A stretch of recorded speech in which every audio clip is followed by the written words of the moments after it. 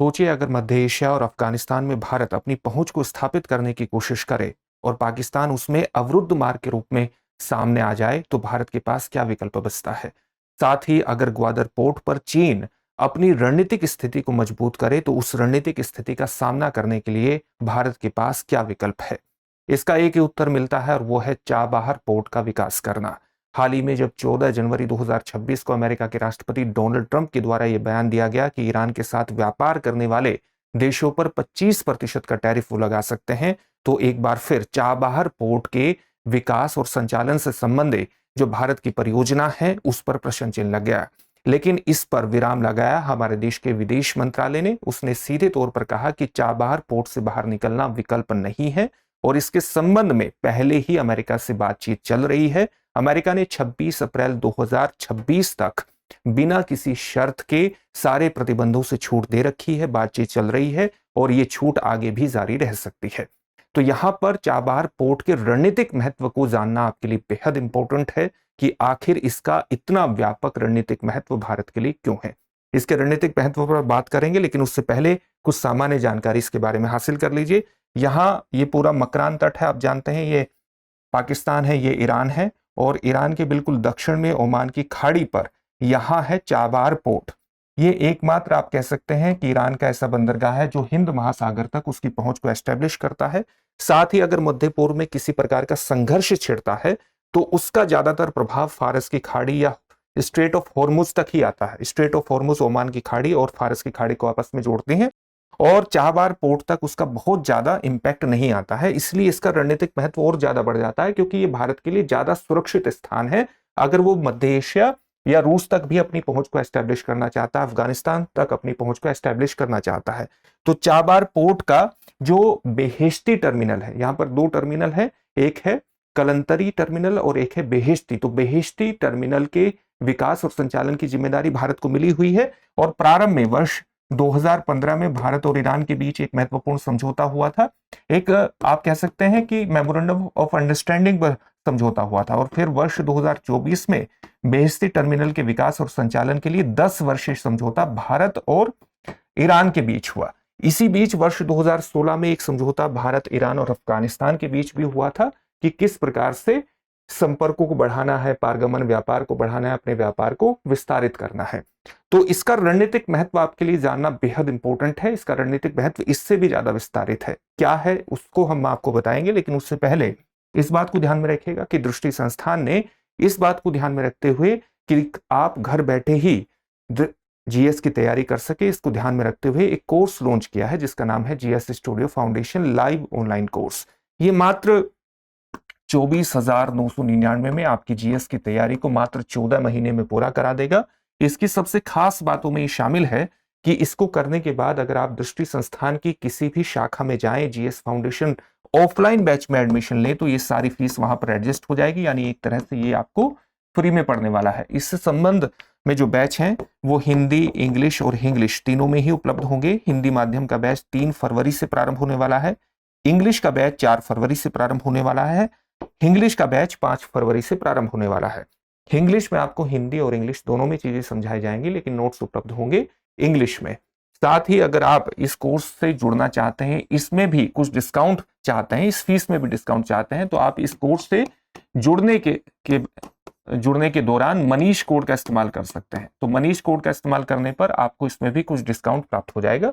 इस कोर्स में एडमिशन लेने के लिए डिस्क्रिप्शन में दिए गए लिंक पर जाइए, वहां से अपने एडमिशन को सुनिश्चित कर लीजिए। आप दृष्टि लर्निंग ऐप भी डाउनलोड कर सकते हैं, वहां से भी अपने एडमिशन को सुनिश्चित कर सकते हैं, या एक नंबर पर कॉल कर लीजिएगा 8750187501 अगर किसी भी तरह का कोई डाउट है। अब चाबहार पोर्ट के रणनीतिक महत्व को जानते हैं। चाबहार पोर्ट जो है वो न केवल भारत की मध्य एशिया और अफगानिस्तान तक पहुंच को एस्टेब्लिश करता है, बल्कि रूस और यूरोप तक भी पहुंच को एस्टेब्लिश करता है। क्यों करता है?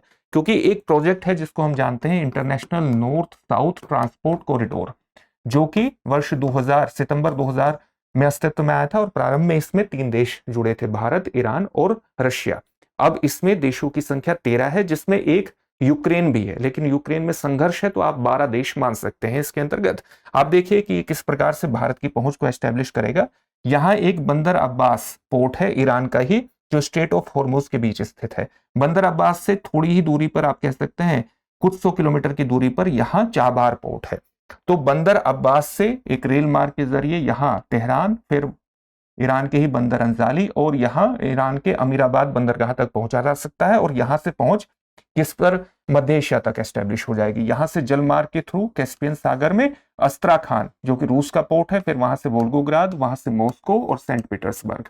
7200 किलोमीटर का प्रोजेक्ट है और इसके माध्यम से भारत का व्यापार करने के अंतर्गत जो समय है उसमें 20% की कमी आने की संभावना है और जो लागत है उसमें 30% की कमी आने की संभावना है। क्योंकि यहां से अगर भारत व्यापार करना है तो सामान्यतः जो ये मार्ग है ये भारत को अपनाना पड़ता है।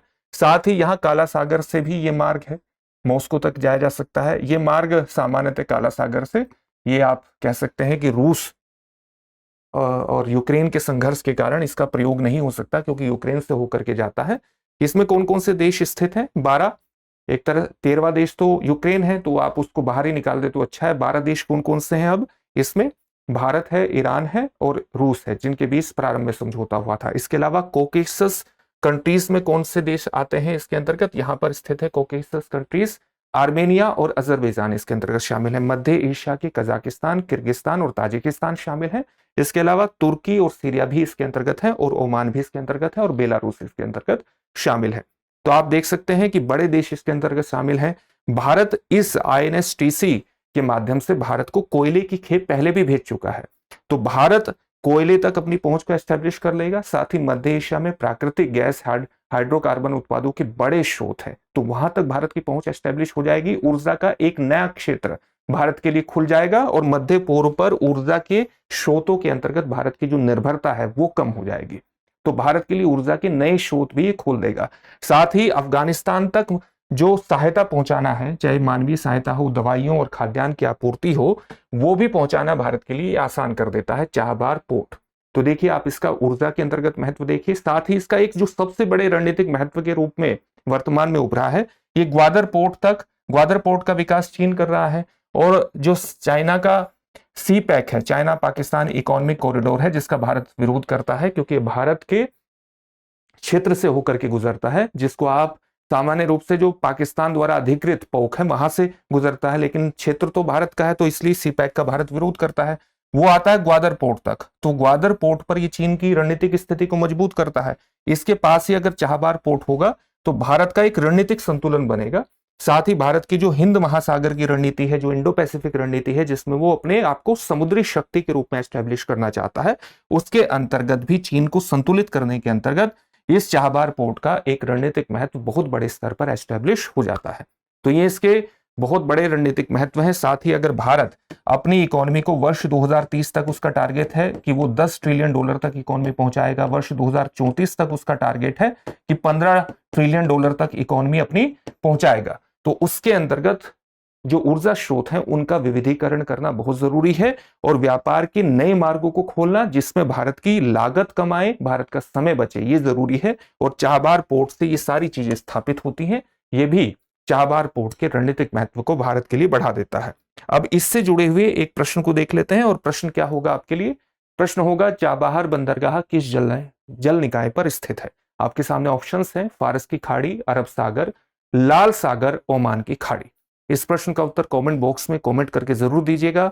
फिर से एक नए सेशन में आपसे मुलाकात होगी। धन्यवाद। अब एग्जाम की तैयारी को और बेहतर करने के लिए हमारे चैनल को लाइक, शेयर और सब्सक्राइब करना ना भूलें।